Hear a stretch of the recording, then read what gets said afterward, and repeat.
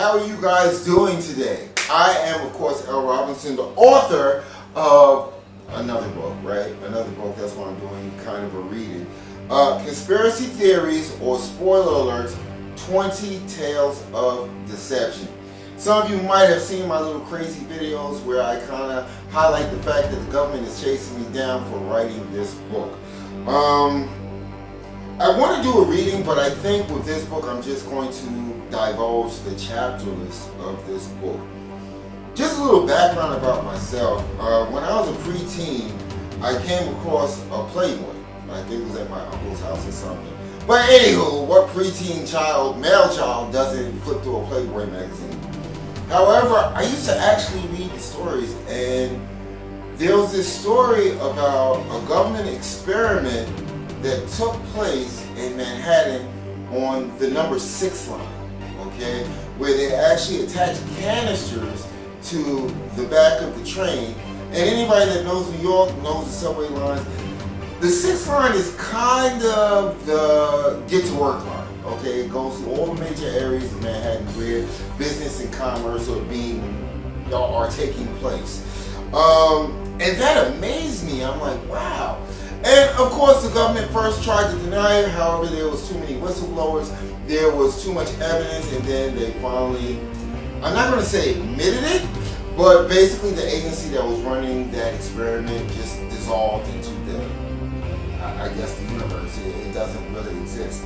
But through the years, I've continued to study this stuff. I find myself that when I watch the news and something where the government is saying, oh no, that can't be true, you know, usually it makes me say, nah, it probably is true. You're just trying to cover your back.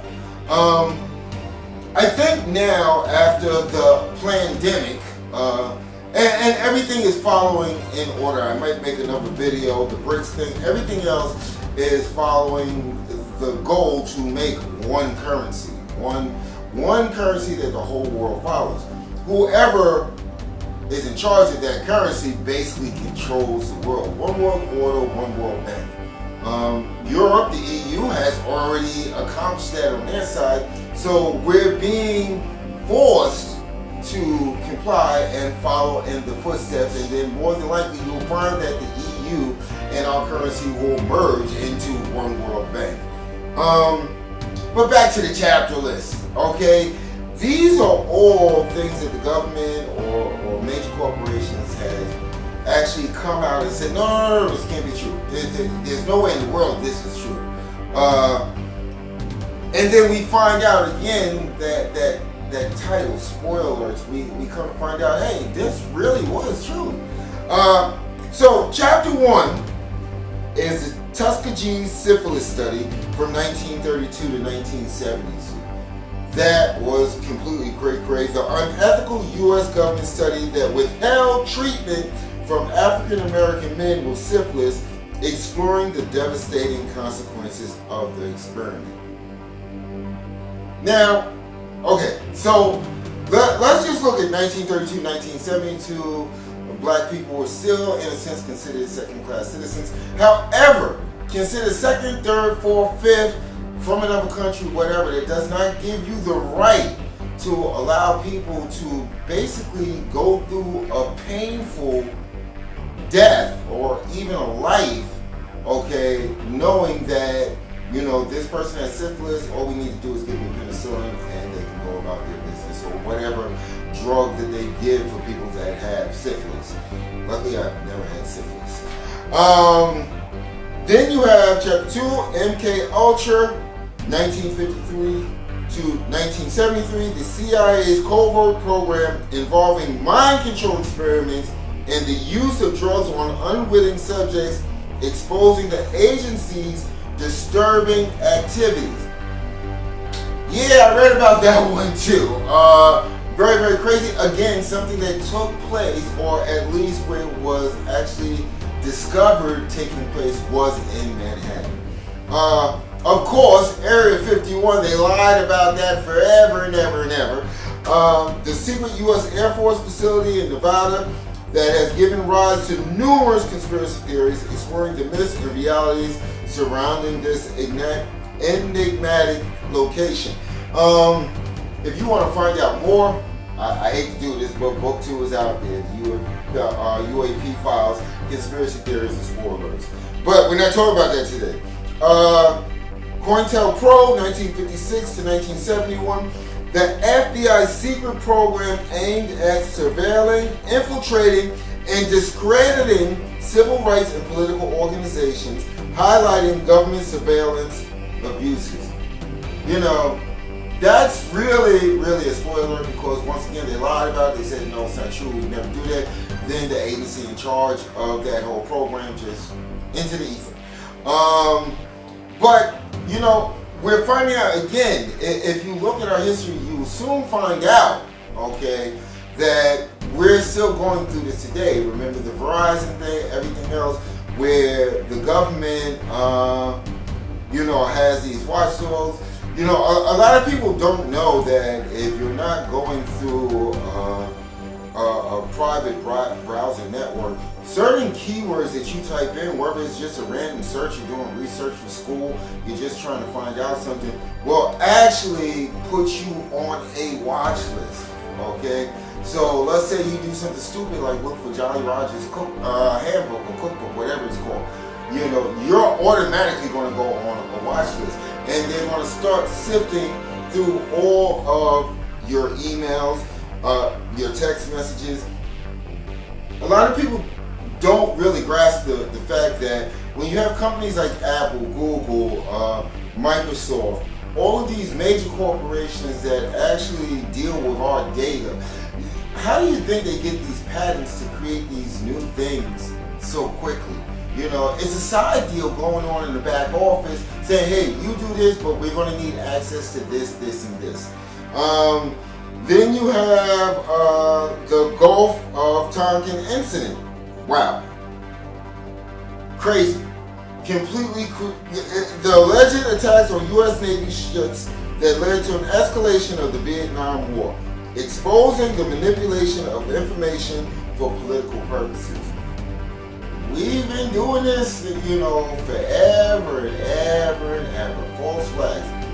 A lot of people don't, you know, again, like I said, I embed myself in this, okay? A lot of people don't understand. Whether you believe that 9/11 was a terrorist attack or was a plot, it led to the same thing, okay? Our loss of rights, our loss of privacy, our loss basically as human beings. We basically gave because we work off of 2 principles. In fact, I was just discussing this last night. You know, we are driven by 2 things, fear and love. That's it. That is what drives us day by day, moment by moment, fear or love. And the government actually worked with the fear factor. Okay, so the attacks of 9/11, horrific. I'm not making light of it. My heart goes out to all the people that lost family members, friends, and loved ones during that incident. However, look what happened right after that incident. Almost days after that incident, rights just started getting taken away. New government agencies now began to be formed. Okay? At the end of the day, yes, terrorism is a horrible, horrible thing. However, if you read into the book, you're going to quickly find out that the CIA has their own terrorist operations that they run in other countries. Doesn't make it right now, does it? You know. Then you have Operation Paperclip, the covert recruitment of Nazi scientists by the United States. Many of you have heard of that. It really happened. The whole NASA space program is based off of Nazi scientists, or the bulk of Nazi scientists. In fact, if you read into the history of, you know, how NASA was formed and how the space program started, you will find that they basically got rid of the people that was already there and just brought in all these Nazi scientists, because the Nazis were actually doing a lot of different things, okay? And some of those things was they were trying to, you know, I don't know, reverse engineer something? I don't know. Again, you know, you want to find out more about that, conspiracy theories and spoilers, the UAP files. I'm just going to leave it right there.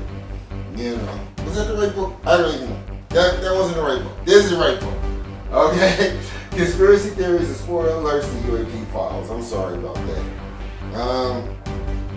So another thing that we want to talk about is Operation Mockingbird. That's another chapter in the book. This is basically the CIA's covert operation to influence and control the media by recruiting journalists, shedding light on media manipulation. There is nothing that I can tell you, there's nothing in this book that can tell you that if you do not think that what you take in, whether it be online, streaming networks, TV that is being broadcast from the major networks, you'll find that in the late 80s into the 90s, you will find that there are only like maybe 5 major media companies. And the government does have their hand in controlling what it is that you get to take in to digest. Again, they work off of 2 principles. They work off of fear and love. They just seem to work on the fear factor a little bit more. A whole lot more. You will find that we have been steadily controlled, not only for disclosure of different things, to test the populace's pulse on certain things, just like how I guess marketing agencies do. They have these studies where they have a group of people sit down and watch a show or watch a movie or watch a commercial, and they want the feedback. However, what happens is that is done on a government level. Okay, the government does that, okay, within their offices, and then if they get the desired results from their test panel, then they release it to the public. You know, I don't know about you, but one of the reasons why I stopped watching the news is because the news just made me fearful. It just made me fear for everything. Oh my God, the economy's going down. Oh my God, there's a rapist going around. Oh my God, there's a murderer going around. Oh my God, this. Oh my God, that. You will find that this is done on purpose. I think the worst thing this country ever did was to actually have 24-hour news networks where there's nothing positive the whole day. You could watch any news network, be it Fox or CNN or whatever, you'll see there's nothing positive all day except the entertainment factor to take your mind off of what you may have figured out. You know, as far as spoiler alerts, you might just, then you'll get like the sport highlights. Or there's a new movie being released. Again, part of the plot. Another chapter in this book is the Levant Affair, Israel's covert operation to bomb Egyptian targets and make it appear to be the work of Egyptian nationalists, revealing intelligence agencies involved. That is, again, is it news to you? This is something that we as a country have done for long. And as a country, I mean the United States. We have done false flags forever. So I can't read all 20 chapters because I want to make this kind of brief. So let's look at something that really catches my interest. This has to do with a company. Bears HIV contaminated blood products. Okay, so here's the deal. Bayer knowingly selling HIV contaminated blood products, they knew that they were doing it, and what this chapter goes into is exploring corporate accountability in healthcare. Again, it may seem like a major company, however, there's checks and balances that's supposed to be put in place. So what you're telling me is none of these checks and balances work. So even though it's highlighted as Bayer's problem or Bayer's situation, at the end of the day, where were the checks and balances to make sure that this did not continue to go on? I just saw a movie about this, the next chapter that I'm going to read off. The CIA's drug trafficking in Los Angeles, 1980s. The CIA's involvement in trafficking drugs to fund anti-Sandinista rebels, revealing the complexities of the war on drugs. I think Tom Cruise was actually in that movie. It actually caused me to go ahead and, after I watched the movie, it was a very entertaining movie. It kind of fed into the conspiracy theory spoiler person that I am.